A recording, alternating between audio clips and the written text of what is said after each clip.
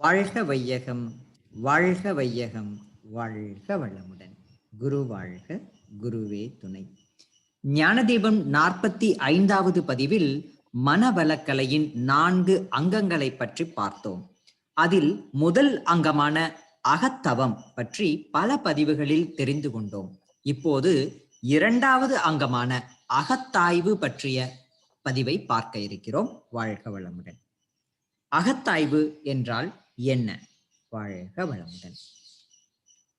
வாழ்க வளமுடன். மனம் தன்னை தூய்மைப்படுத்திக் கொள்ளும் முயற்சியே அகத்தாய்வு.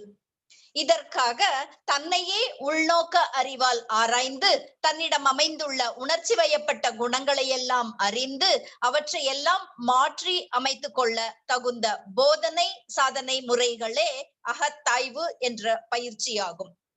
தன்னை பற்றி, தன் தேவையை பற்றி, தன் செயலின் விளைவை பற்றி, தன் தகுதியை பற்றி, தன் மதிப்பை பற்றி ஆராய்வதே அகத்தாய்வு என்பது.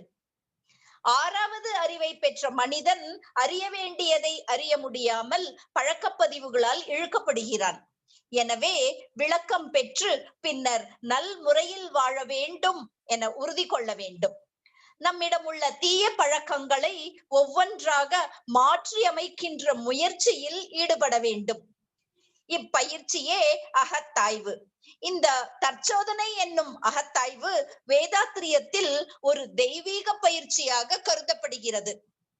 எண்ணம் ஆராய்தல், ஆசை சீரமைத்தல், சினம் தவிர்த்தல், கவலை ஒழித்தல், நான் யார் என்ற தன்னிலை அறிதல், இவ்வைந்தும் அகத்தாய்வு பயிற்சிகள் ஆகும்.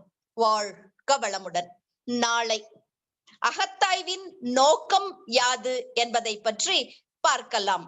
வாழ்க வளமுடன். வாழ்க வளமுடன். அகத்தாய்வின் முக்கியத்துவம் பற்றி ஞானதீபம் 27-45 பகுதிகளில் பகிர்ந்துள்ளோம். அவற்றை பார்த்து பயனடையுங்கள். வாழ்க வளமுடன்.